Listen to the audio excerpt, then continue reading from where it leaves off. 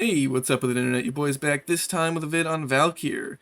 If I had $1 for every time someone on my last Rhino vid commented asking for me to do a Valkyr vid, I would have $2, which isn't a lot, but, it's weird that it happened twice.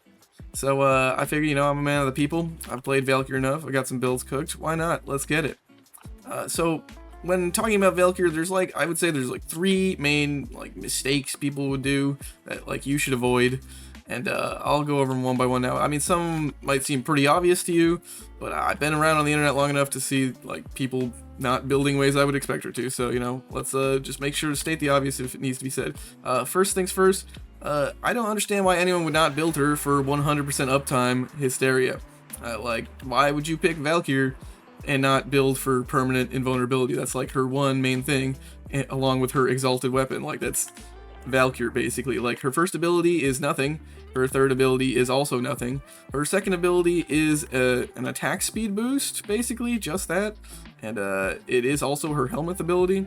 So basically she's just Hysteria as a frame, so I don't really understand why you would ever pick her and not build around 100% uptime Hysteria. She has the energy economy to sustain it, and permanent invincibility is right there. And it's not like these weapons are bad. It does, sure, it locks you into using the talons, but talons are extremely good, actually. They're one of the best melee weapons in the entire game. This will kill things, anything it touches, provided you're playing her well. Which brings me to my second point of how you could be fucking up with her, quite frankly. And this one's understandable, because, I don't know, it's more on the devs for weirdly designing the frame, and it's also a really BM playstyle that result. Well, it's not BM, I really like it, but it's a thing that you can't do easily. I don't know why. Okay, I'll stop beating around the bush. The point is, her only attack really is her slide attack. Her playstyle is slide attack spam, like so, and if you're not doing this, you're basically playing her wrong, quite frankly. I'm sorry to report that. It's a sad truth, but it is in fact the truth. If you go on the wiki page and look up her Hysteria stance, don't bother, I'll just put it on screen here for you now. If you look at all the different damage her different combos do, her second best one is her block combo, either moving or standing. It's just over 400% damage per second. And that pales in comparison to slide attacks 2,250% damage per second. And that is over a shorter amount of time and with more hits, meaning more status and more taking advantage of the status that was already hit on enemies. And it hits in a gigantic AoE, and it boosts you forward really fast. She basically only has one attack. It's her only attack in the game. Here, I'll just go ahead and demonstrate the difference for you. And you'll see a little sneak preview of what the third thing is, but I won't comment on it. This is what slide attack looks like. It murders guys real good. It's not difficult. For me, I'm just holding down the caps lock key and using my slide attack macro. I did a whole video on that, actually, slide attack spamming, so if you want to just crib my macro, you can do that. It's in, all the deets are in the video there. I figured I'd do one more slide attack demo for you there while everything's stacked up. And now let me show you the contrasting version. If you are not using slide attacks, here's how it looks. A little bit more like this. To be fair, I'm not using the block combo right now. Here's the block forward. It's okay. Here's the stationary block. It's alright. But it's no slide attack. You'll notice a very obvious difference when you compare the two. Even on sheet it's very obvious, and off sheet in practice it's very obvious. So it is quite clear that if you were playing this frame and you are not slide attack spamming, you're basically playing her wrong. Yeah, unfortunately, it is what it is, and like I said, it's kind of BM, and it's totally understandable. If you weren't doing that, because it's slide attack spam. You need a macro, honestly. For I wouldn't want to do it if I didn't have a macro, but because I have a macro, I'm wee, it's fun. So definitely do that if you can have a macro, and if you aren't willing to do that, quite honestly, might want to pick a different frame. I don't know what you're doing here. And alright, well, that's that, and that brings us to our final mistake you can make, and that's not taking advantage of Gladiator mods. Gladiator mods are pretty big on her. Now, to be fair, you can equip them on her talons, and they don't work. So that's kind of confusing. For some reason, yeah, you can't equip Blood Rush, and you can equip the Gladiator mods, but for some reason they don't work on her talons. But Gladiator mods do work on her talons, they just don't give you the bonus when they're equipped as mods to her talons. So you have to instead equip them to your actual melee weapon, which here I have as the Praetos, but you can use any melee weapon. And also, of course, the frame herself. In the past, you could also equip them to the Helios' Deconstructor, because it's also a melee weapon for some reason, but they nerfed it, and now you can't. So unfortunate, womp womp. Although they still allow you to do that with Vigilante, so I don't really get that, but whatever. That's neither here nor there. Point is, you're definitely going to want to take advantage of Gladiator mods. They're basically like a better Blood Rush if you can stack enough. I currently have 5, because you get 3 for free on your melee weapon, because you're not going to be using that as anything other than a stat stick for your actual claws. And I put 2 on my frame because it's really good, and, you know, she's invincible, so she can spare the slots. And yeah, let's get into the build, actually. Okay, sorry about the cut. I had to get some water. Alright, builds. First things first, Arcane Fury. Definitely not to include plus 180% melee damage. It's just too good to pass up for an arcane slot. It's definitely best in slot there. You definitely want that. Gladiator mods, like I said, each one is more dammy, plus 120% crit chance per. You're definitely going to want that. Each one is noticeably more damaging. So as many of these as you can slot in the build, the better. You want your Streamline and Fleeting Expertise to get your 175% efficiency, so the energy economy is good. You're also pairing that with Arcane Battery and or Flow to get your maximum energy higher, which is needed anyway for the purple shards, which need over 500 max energy base, which is, you know, so you're definitely going to want that regardless. We'll talk more about the shards in a bit, but conveniently, Gladiator Aegis actually, when paired with Battery, actually pushes us over to over 500 at base, because she has a really nice base armor for some reason anyway. And you'll get even more when you pop Warcry, so you'll have even more energy with Arcane Battery, which is another little perk of that.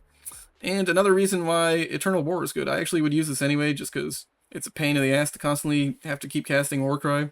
It only has a 122% duration, only has like an 18-second uptime, yeah.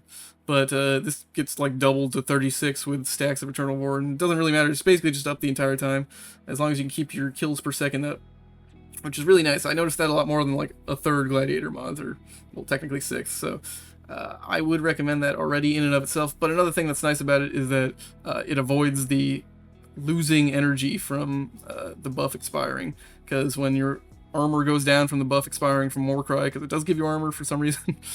I don't know why. It was useless before because she's invincible, but with Battery it's helpful. If that expired, then yeah, you'd lose all that extra energy on the spot, but if you're using Eternal War, it doesn't expire, so you don't have to worry about that much. I mean, you still have to worry about keeping it up to a degree, but, you know, under most circumstances, you don't have to worry about it at all. Aside from that, yeah, Corrosive Projection is 1.85 times extra damage versus enemies that have 2,700 armor, which is the maximum now. They updated that with the Jade Shadows patch. Other than that, you want your Strength with Umbral Intensify and Transient Fortitude. Strength, Umbral Intensify, Transient Fortitude, and you want Narrow-Minded because range is a total dump stat on Valkyr outside of Terrify builds, in which case you want Prime Continuity instead. And I didn't build as much Strength, only went for the Strength breakpoint at 167 to get full armor strip there. And yeah, you want your extra duration because otherwise this would have way too little duration. And aside from that, it's basically just which helminth ability do you want? I guess I could mention that, like, if you use Flow, you could free up this Arcane slot, in which case you'd probably want either Augmented, Strike, or Energize, which is what we do here. We use Energize for the Terrify build because Terrify requires more energy if you're constantly spamming Terrify than just upkeeping a buff occasionally. And Terrify is more damage than the other two. If you have a fully armored target, you will get maximum damage by fully stripping them instead of giving yourself a buff. But, you know, you already get plenty of damage, and that's kind of a pain. It costs more energy. The main, like, real upside to Terrify is it actually gives you some crowd control, and while, you know, still functioning as a damaging ability, and a really good damaging ability at that. But, I mean, Valkyr's usually not that great at, like, you know, defense objectives, defending them, outside of just offense is the best defense. So this helps you in that regard. Sadly, Breach Surge no longer blinds Eximus, so you can't use, like, a Breach Surge circuit build. But this is still pretty good. And as far as Roar versus Wrathful Advance damage, it turns out that Wrathful Advance beats Roar in the vast majority of cases. However, if you have at least 5 Gladiator mods and you don't use a faction mod, Bane / a Smite mod on your Talons, then Roar actually wins. And In every other case, Wrathful Advance wins, at least with the setup I'm using from my testing. But it turns out I am actually using 5 Gladiator mods, and I don't want to use a Bane, so I actually wind up using Roar. And I would probably use that anyway, just because the damage numbers wind up being really close in most cases, and I would probably prefer having triple the duration of my buff, as opposed to, you know, having one that's recastable, I guess. Like, sure, this one you can recast anytime and it teleports you and there's no cast time on it, but 12-second duration, ooh, compared to a whopping 36, yeah, I'd much prefer that. But that's just me, you know, you do you can do whatever you want. You certainly get funnier crit numbers with this one. And of course, Terrified doesn't bother using Corrosive Projection because it's already in the full arm string. And as for the augment, I did mention the Eternal War why I like it already, but I do want to mention at least the other 4 augments you have on deck. First off, do not use Enrage ever. As I said earlier, you want to be perma Hysteria. I don't know why. Like, you have enough damage, trust me. You don't... The downside is not worth it. Like, even if this didn't cost a mod slot, do not slot this. I think this is a very bad trade-off. That's just my opinion, I guess, you know. But I don't see why anyone would ever want to not be invincible all the time. I mean, it does enough damage. Anyway, the other one that is actually worth considering, though, is Hysterical Assault. This one's mostly worth considering. Well, I guess actually Creeping Terrify for Terrify. That's cool, too, because you get 80% movement speed slow. Just a thing to consider, too. But anyway, Hysterical Assault is pretty cool just because it's hilarious what it actually does. And it also has a hidden side effect. I'm putting it on the Terrify build because sadly it does scale with range, your range stat. So this 50 meters just becomes like 15 on the other build. Which is like nothing. You can get that in like one slide attack basically. But with this you can go across the map, so it's really nice. Which does speed you up, but she slide attacks so fast anyway, it's really not necessary in my book. But it also, I mean, I'll show it first just because it's funny. It's really funny, honestly. It's probably just the main thing is that it's fucking funny. And it looks like this. You just aim at them. Wee! It's the thing that kind of makes you, I don't know, it invokes a wee. Wee! That's pretty fun. Wee!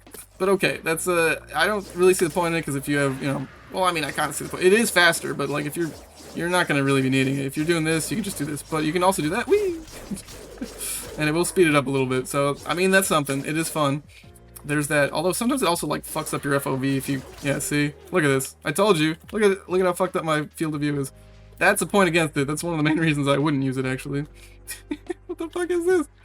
Right, anyway, but the other thing I wanted to show was that it actually has a hidden effect, which is that it retains your invincibility a little bit when you're swapping to a different weapon. Normally, the moment you like fire, like your primary or secondary, or swap to it, or like even take out a synthesis scanner or something, you will instantly lose your invincibility. But instead, with this augment on, because you have to aim for it, I'm assuming, to activate it, they actually give you 0.5 seconds of extra invincibility.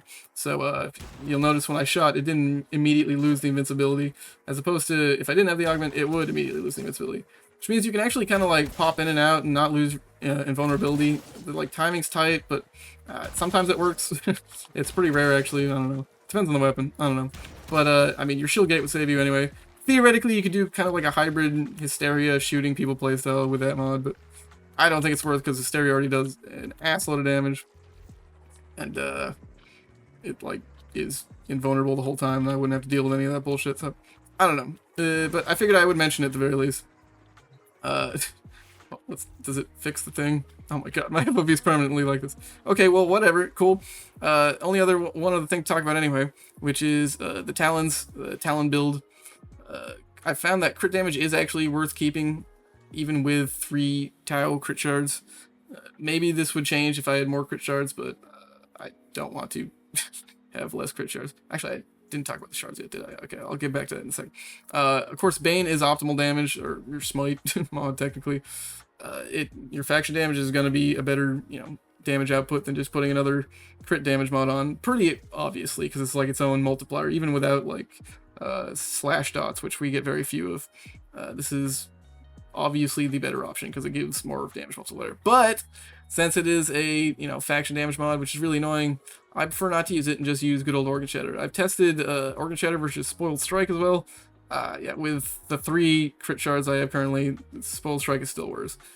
Scales may tip if you have more, like I said, but I would probably just keep Organ Shatter anyway, because who needs the minus attack speed and the hassle of dealing with that anyway, you know? So that's the build. I mean, I guess you could, like, take off a viral and make it just toxin to, like, go through shields or something. Yeah, it's whatever. It does tons of damage, you know? I'm not super married to this particular mod loadout. If you have, like, a slightly more optimized one or, like, a different element you prefer, go for it, I guess. But this works fine, trust me. And, yeah, I don't think I'm going over the shards. So, real quick, yeah, perp skirp, you want your crit damage. I use cast speed. I will say if you're using Eternal War and Wrathful Advance, this is basically useless because you'll cast your War Cry and your Hysteria at the start of the mission, and then cast speed from then on will not do anything because you will not be recasting either of those other two abilities, and Wrathful Advance does not even have a cast time. I mean, I guess it does. Maybe it does with a actually, I don't even know. I think that might just be heavy attack wind up speed if you're using the teleport onto an enemy thing. But pretty irrelevant anyway. She doesn't even really want to use her heavies.